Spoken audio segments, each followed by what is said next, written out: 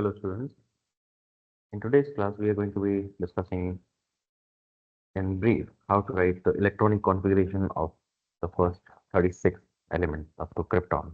Okay. Alright, so firstly we need to understand what are the quantum numbers. Okay. So the quantum numbers are N, L, ML and MN. We have already seen the quantum numbers in previous class, right? So hopefully you have gone through that lecture and you understand what is the shell number, what is the subshell type L, and what is the orbital, which comprises of the first three quantum numbers N, L, and ML. And for a specific electron, we also define the spin quantum number MS. So there are three rules that we need to understand in order to uh, learn how to write the electronic configuration. The first thing is Pauli's exclusion principle.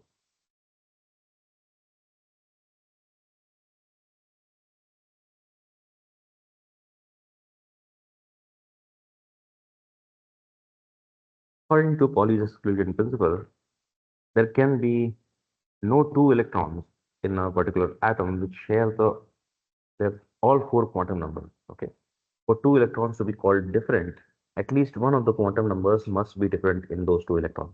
Okay, and as a direct consequence of this exclusion principle, if I have a particular orbital which I'm going to represent using this box, uh, or it can also be written as like a blank space, okay, in which we are going to write electrons.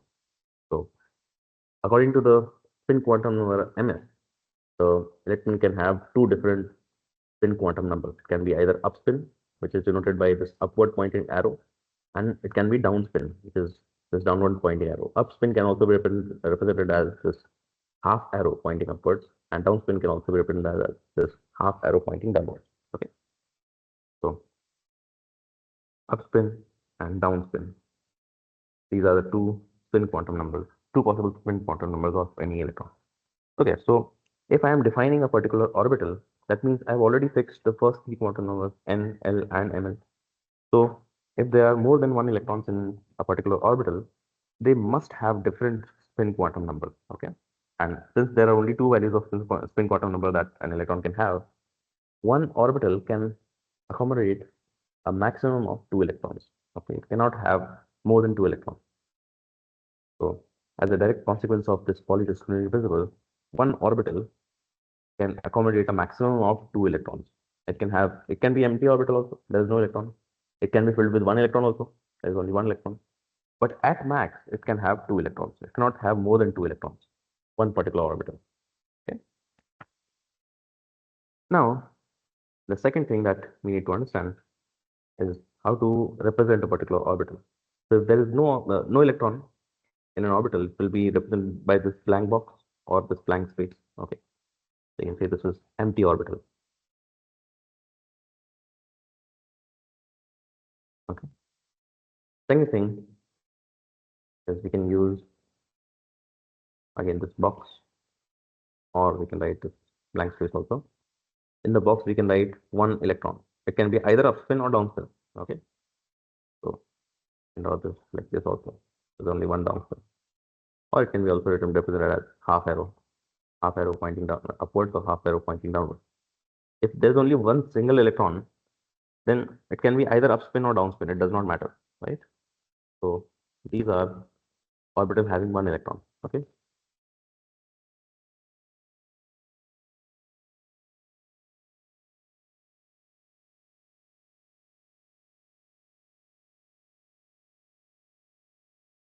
Now the third condition is that there are two electrons in one particular orbital.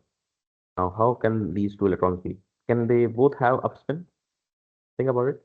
If both electrons have upspin, that means they are in a particular orbital. That means they have the same value of N, L, and ML. And if both are upspin, they also have the same value of MS. But according to Pauli's exclusion principle, they cannot have all four same quantum numbers. That's why if there are two electrons in a particular orbital, they must be spin paired. Spin paired means what? They should have opposite spin quantum numbers. If one electron is upspin, then the other electron must be downspin. Okay, both cannot be upspin, and they both simultaneously cannot be downspin. Okay, this can also be represented as half arrow upspin, half arrow downspin. So this is an orbital having a pair of electrons or a filled orbital, okay, fully filled orbital.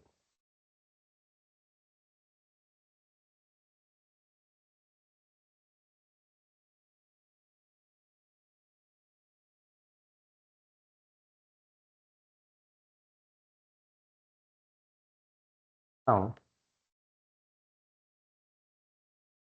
the second rule that we need to understand regarding writing electronic configuration is the off-Bohr principle.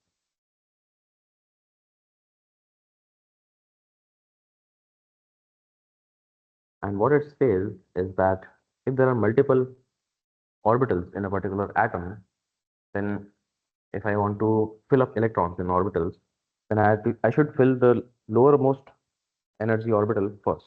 And after it is completely filled, only then I should move on to higher energy orbital. So these orbitals of a particular atom, they are represented like this. Okay. So this is the energy. Okay. The lowest energy orbitals will be located down, and as we move up to higher shells, higher subshells, then we'll see higher energy orbitals. Okay.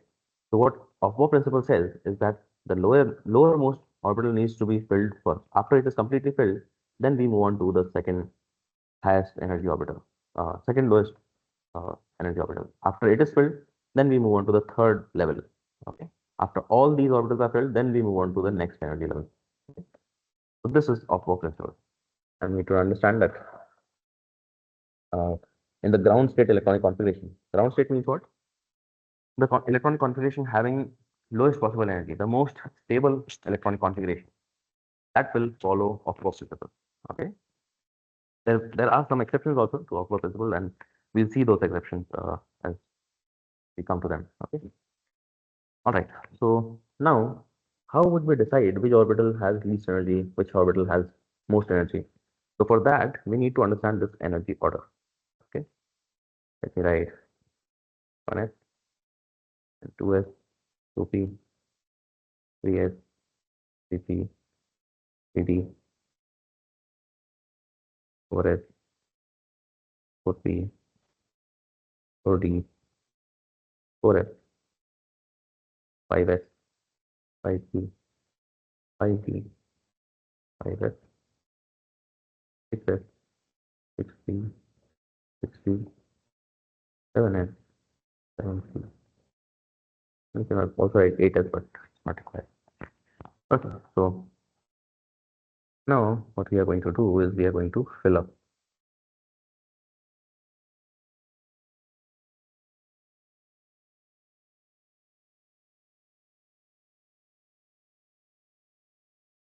So we are going to draw these uh, diagonal lines. Okay, let's see how that would work.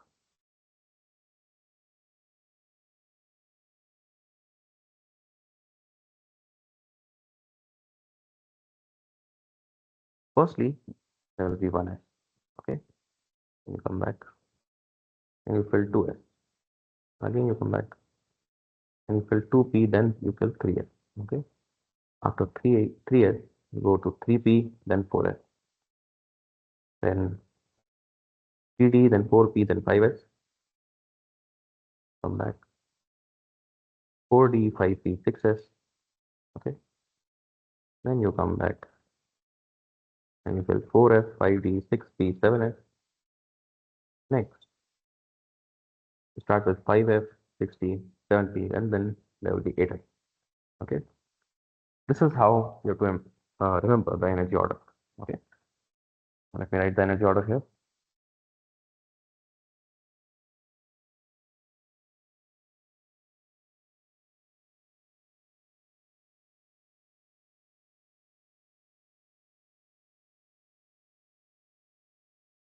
So 1s will have the least amount of energy, followed by 2s, then comes 2p, then 3s, 3p, 4s, 3d, 4p, come 5s, 4d, 5c, 6s, 4f, 5d, 6p, lastly 7s, 5f, 6d, 7p. Now you may be able to observe a pattern here. So you can say that if we are filling electrons in elements of the nth period, if nth period means what? Suppose we are taking the seventh period. Okay, so the electrons will be filled first in 7s, then 7 minus 2, 5f, n minus 2, f. Then next electrons will go in 7 minus 1, which is 6, d, n minus 1, p, and then n, p. Okay. So whenever a new period begins, a new S subshell will start to get filled. Okay, and whenever a period ends, the P subshell of that uh, shell will get filled. Okay, now let's see the first period. Okay, for 1s, we don't have n minus 2f, so there is nothing called minus 1f, right?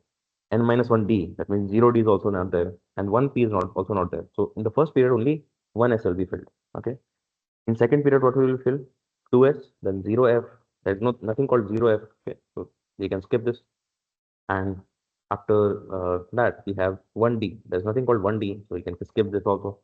And then comes 2p. So in the second period, there will be 2s and 2p getting filled. Okay. In third period, we have 3s, then 1f. There is nothing called 1f. We can cancel this.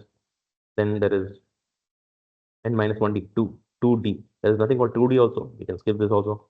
And then comes 3p. So in the third period, there will be 3s and 3p. In the fourth period, what will be there?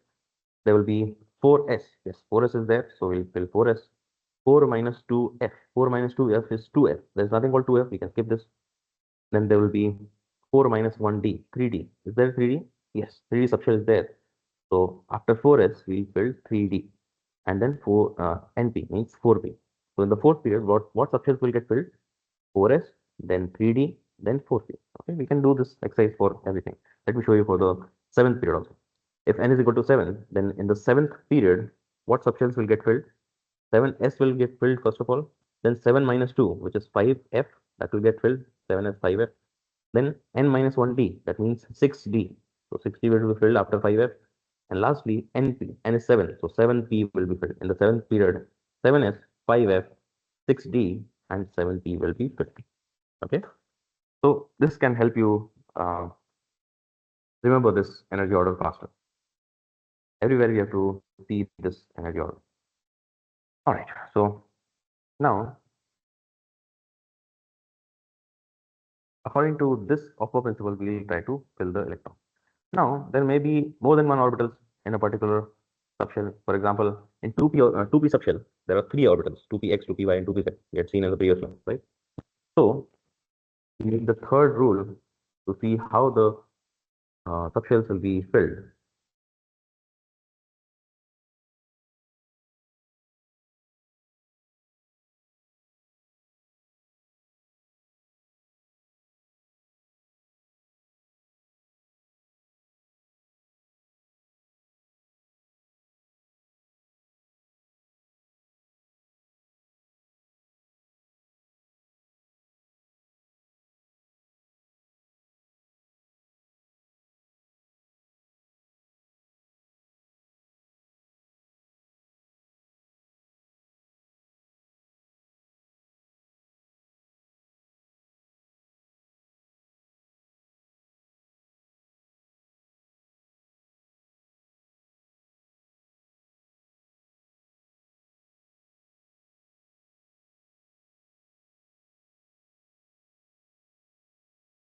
Okay, so in the nth period, these particular subshells will be filled.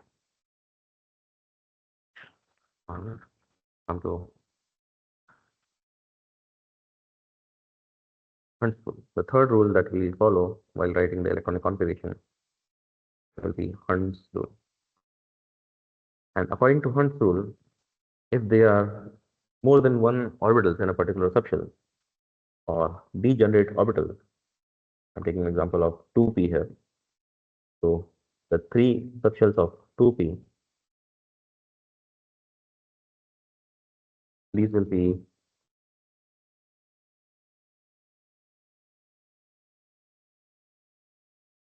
uh, filled when the 2p subshell has been filled. There are three orbitals in the 2p subshell: 2px, 2py, and 2pz. Okay, but how to fill them? Okay, suppose I have to fill 4 electrons.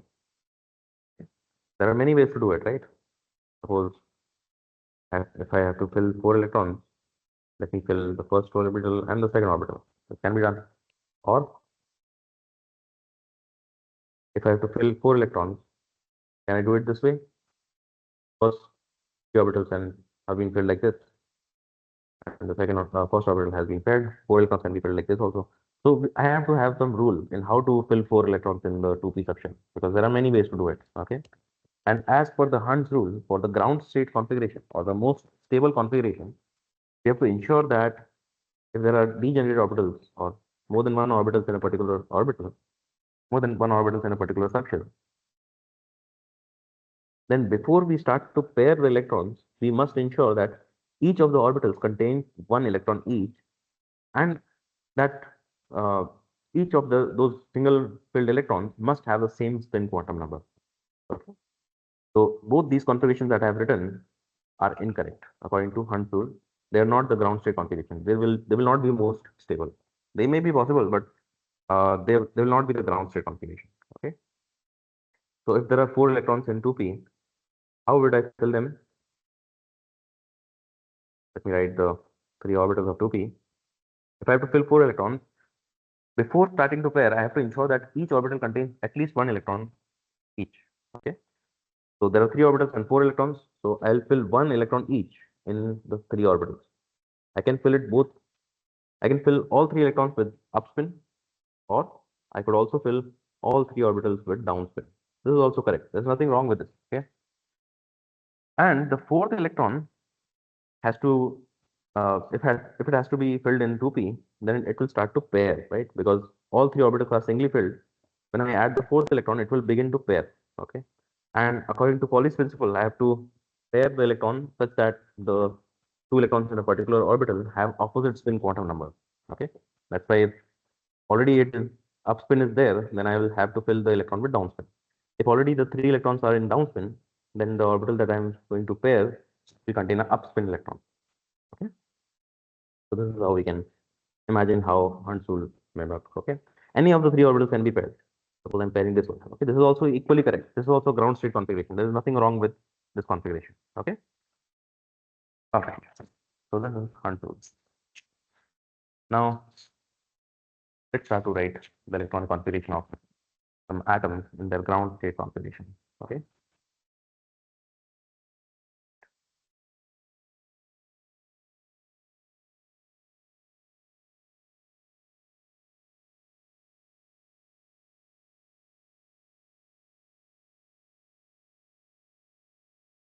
So basically what we have to imagine while writing electronic configuration is that the atom does not contain any electrons. It contains only the nucleus. Okay. And what we are going to do is that we're going to fill up the electrons one by one. Okay. And we are going to follow these 3 rules. One is Pauli principle, second one is Aufbau principle, and third one is Hund's rule. Let's begin with hydrogen. Now, hydrogen, what is atomic number? This one. That means in a neutral hydrogen atom, there will be 1 proton, and it has 0 charge, so it will contain 1 electron also, right? Now, the question is how to fill that 1 electron. Which orbital should I fill the 1 electron in? According to Aufbau principle, I can fill the lowest energy orbital only in the ground state configuration. I cannot start to fill the upper states, right? That's why I have to ensure that in writing the ground state configurations, we fill up the lowest energy orbital first. And since there is only one electron, it must go to the lowest energy orbital, which is 1s. So what will be the configuration? It will be 1s1. So how would I write this? This is the subshell name 1s, and this is the number of electrons that I have filled in 1s subshell. So we have to understand like subshell name is written, and in the superscript I write the number of electrons in that subshell. Let us do it for helium. Atomic number is 2 this time. So can I write 1s2?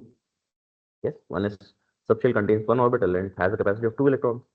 There's no problem in writing 1s2, and I have to understand that the 2 electrons will have opposite spin quantum number. This is 1s orbital or 1s subshell, and it will contain 2 electrons, and both will have opposite spin quantum number. Whereas this 1s1 can have either upspin or it can have downspin also. Both are equally correct. So let me write for lithium.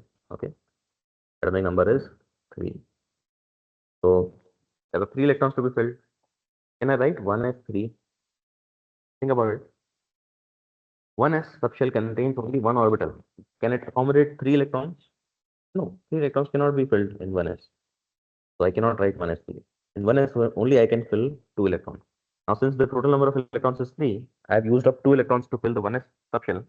The next last electron has to be filled in the next higher energy orbital, right? So after 1s, the next higher energy orbital is 2s.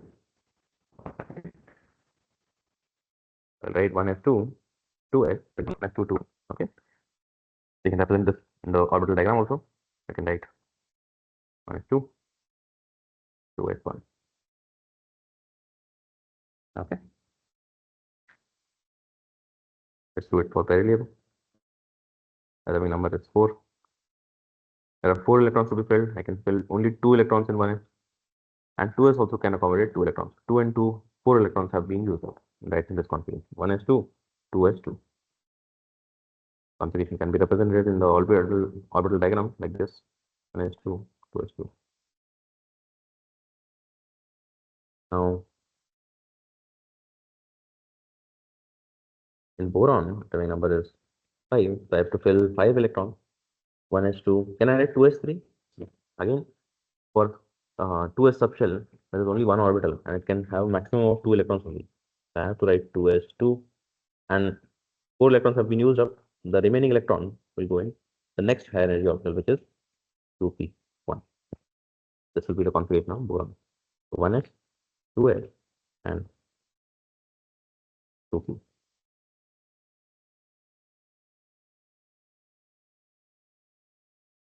1s 2 electrons, 2s 2, and 2p1. It can be written with upspin or downspin, or it can be filled in any of the orbitals. But for simplicity, I have written like this. Okay.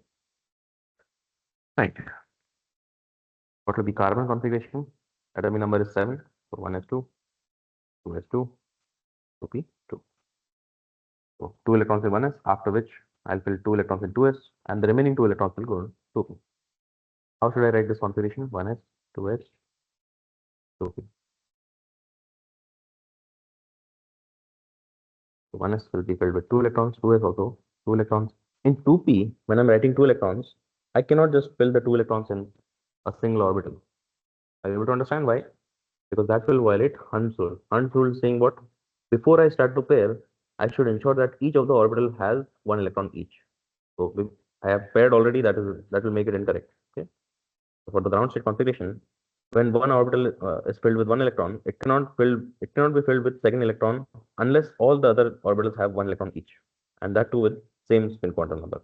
So since I have filled the first orbital with upspin, I can fill any of the remaining 2 orbitals also with 1 electron. This will be 2p2. Okay. I could have written this electron in this orbital also. Does not make a difference. Okay. Any of the 2 orbitals can be filled, because all 3 orbitals of the 2p subshell are degenerate orbitals. They have the same energy level. So if I write a single electron in this particular orbital or this particular orbital, it does not make a difference. It means the same thing.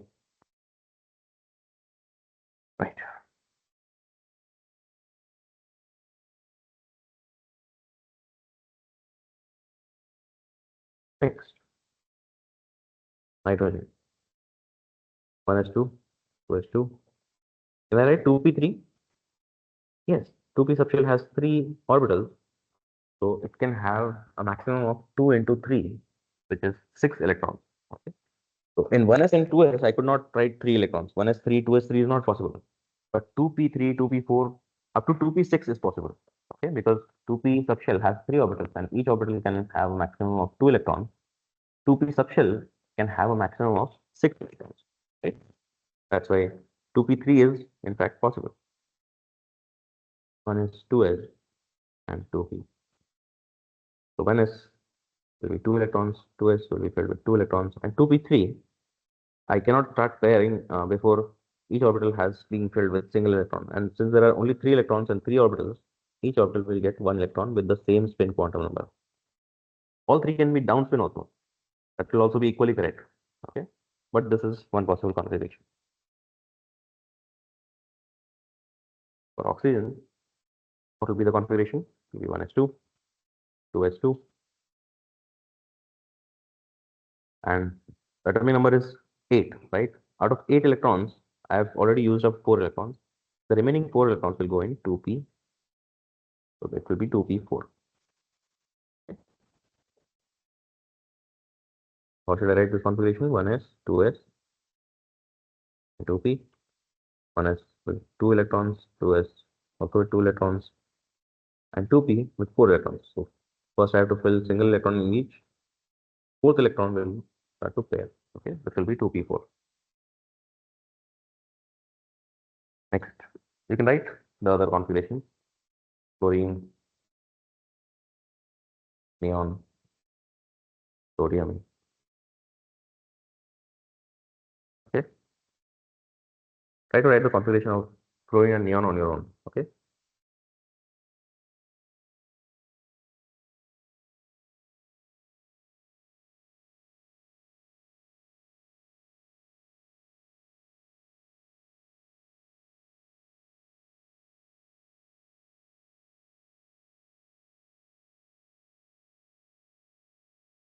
So let me do it for sodium. Okay. Now sodium has a atomic number of 11. Okay. Can I write 1s2, 2s2? Now 4 electrons have been used. I have still remaining uh, 7 electrons. Can I write 2p7? No, will not be correct because 2p subshell can only have a maximum of 6 electrons. It cannot contain 7 electrons. That's why it will not be possible. After filling 2p6, this is like configuration of neon. This is the previous noble gas. I still have one remaining electron that will be filled in 3s. It will be 3s1. Okay. So sodium will have this particular configuration. And we can see that in sodium, magnesium, aluminum, silicon, in every configuration which is following sodium, which has atomic number more than atomic number of neon, which is 10, atomic number more than 10 and less than 18, they will all have this configuration 1s2, 2s2, 2p6 as copy pasted, right? So to save some time and to write the condensed configuration, I can refer to this particular configuration 1s2, 2s2, 2p6 as the configuration of neon. Okay, it can be written as symbol of neon in square brackets. What this means is the configuration of neon 1s2, 2s2, 2p6, and after which the valence shell configuration can be written as 3s1. This is the condensed form of electronic configuration. Okay, so what will be the configuration of silicon? Atomic number is 14. Try to write the configuration. So atomic number is 14, but I can fill the first 10 electrons exactly the way they are filled in neon. In neon, the first 10 electrons are filled as 1s2, 2s2, 2p6. Okay. And the first 10 electrons in silicon will be filled exactly the way they are filled in neon. I still have remaining 4 electrons. So how can I write the configuration? The next higher energy orbital is 3s, so 3s2. And after 3s, there's 3p, so 3p2. So it can be written as configuration of neon followed by the 3s orbital, followed by the 3 orbitals of 3p. 3s will contain 2 electrons, and 3p subshell will also contain 2 electrons. Now, here I have to follow the Hunt rule. That's why I have to fill a single electron each in 2 orbitals. I cannot fill both the electrons in a single orbital of the 3p subshell. Okay. Try to write the configuration of other elements: magnesium, aluminum, phosphorus, sulfur, chlorine. Okay.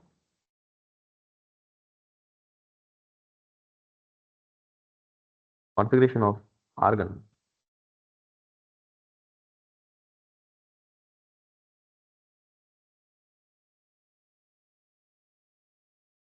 can be written as 1s2, 2s2, 2p6,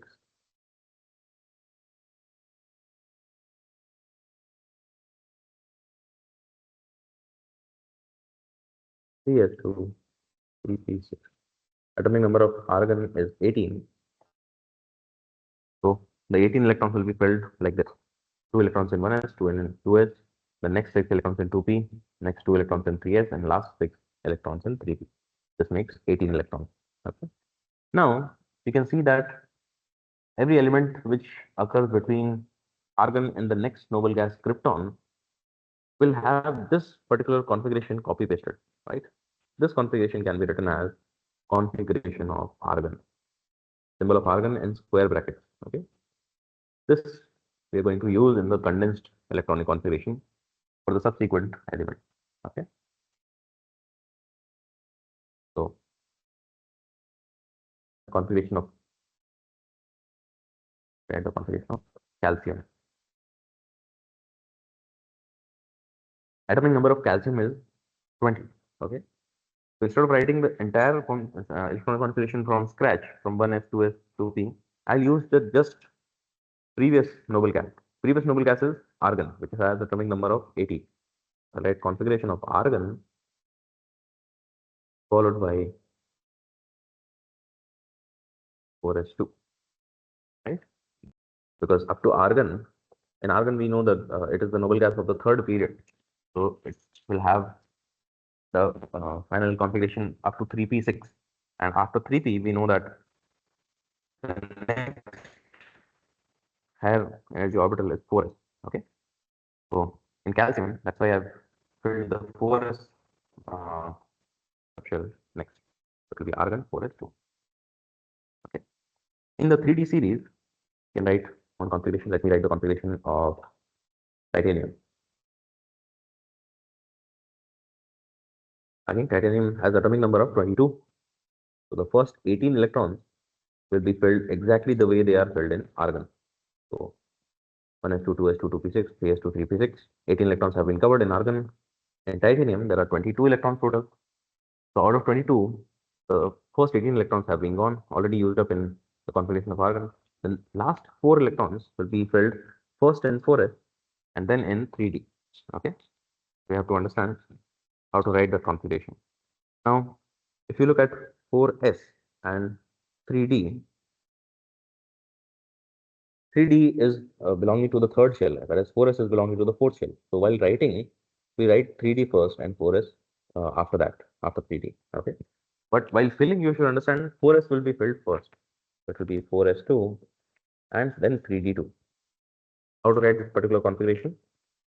It will be configuration of argon. First 18 electrons will be filled exactly the way they are filled in argon.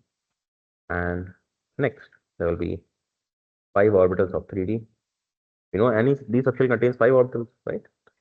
So there are 5 orbitals in 3d, and there is a single orbital in 4s. In 4s, there will be 2 electrons, and in 3d, there will be 2 electrons.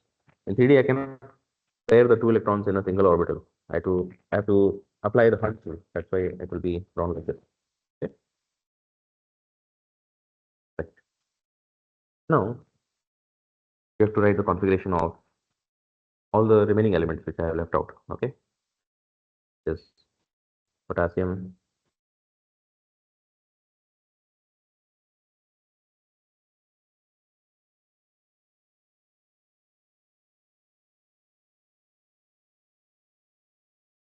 Scandium, vanadium, manganese, iron, cobalt, nickel, and zinc. These you have to write on your own. Using the similar thing that we have done. Okay. So suppose I take iron. Iron atomic number is 26. Okay. First 18 electrons will be filled like argon. And you have to think about how to fill the last 8 electrons of iron. Okay. Which subshell should you fill?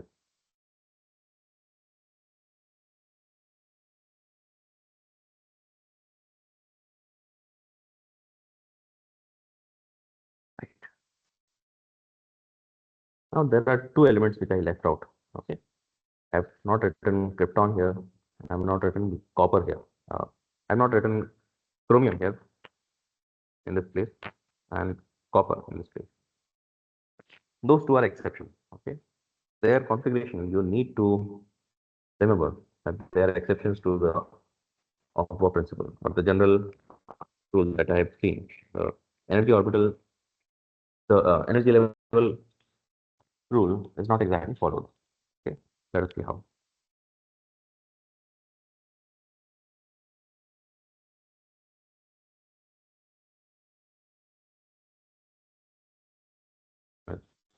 Chromium. Atomic number is what for chromium? It is 24. Definitely. So the first 18 electrons will be filled like argon. Okay. Out of 24, 18 have been used up here. So I have been left with 6 electrons. What would I expect the configuration to be? First, 4s will be filled, so 4s2, and then the remaining 4 electrons should go in 3d. So 3d 4, 4s2. That should be the configuration, right? Very good. 3d 4, 4s2. Where this is configuration is coming from?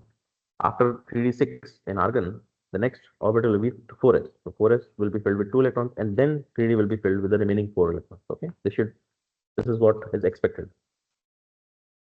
But this is not the actual configuration. Actual ground state configuration will be argon 3d5 4s1. Okay, this is the actual configuration, and you have to remember this configuration of chromium. Actual ground state configuration. Right?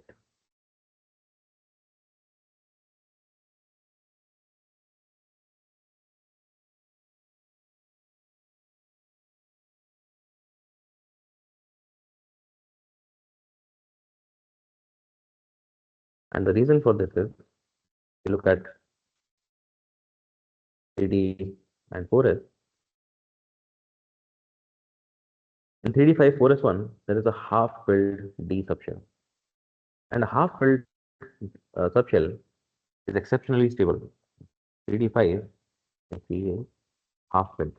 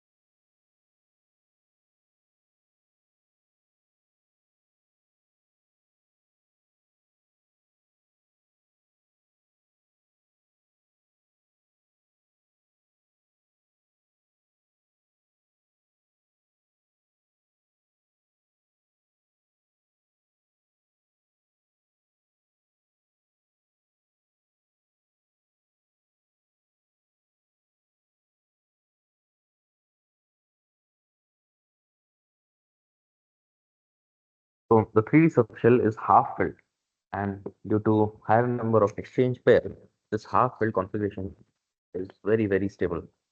And since the 3D5 configuration is very stable, you'll see that it will be favored as compared to 3D4 configuration, which has a lesser number of exchange pairs.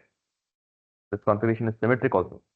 So symmetric configurations is, uh, uh, are favored over configurations which are not as symmetric. Okay.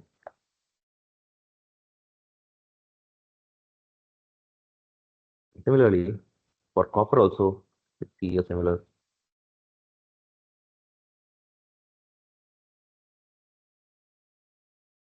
element number 29, copper. Also, we'll expect the configuration to be argon 4s2 3d9, right? This is what we expect. But the actual configuration will be something different. It will be argon 3d10 and 4s1. Actual configuration.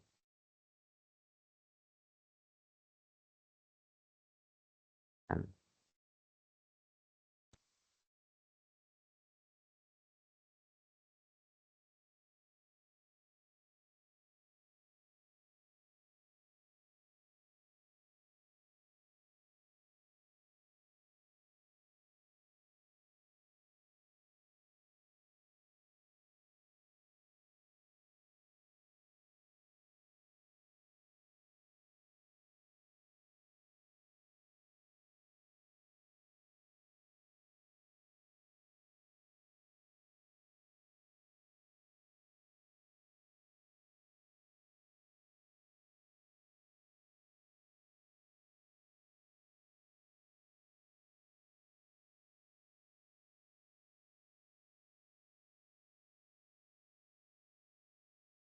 the full filled 3D subshell will be even more stable.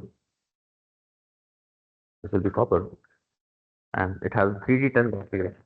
3D10 configuration is even more stable than 3D5. Okay, and the reason can be this configuration is symmetric and it contains more number of exchange pairs. Okay, this is the reason that we can understand.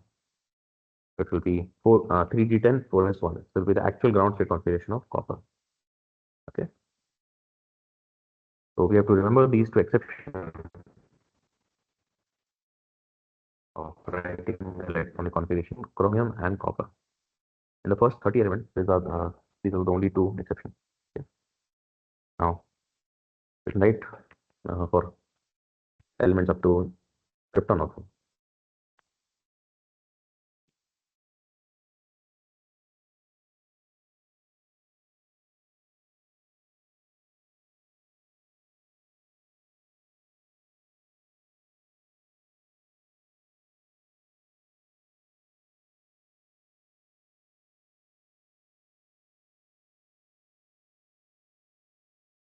Take one more example.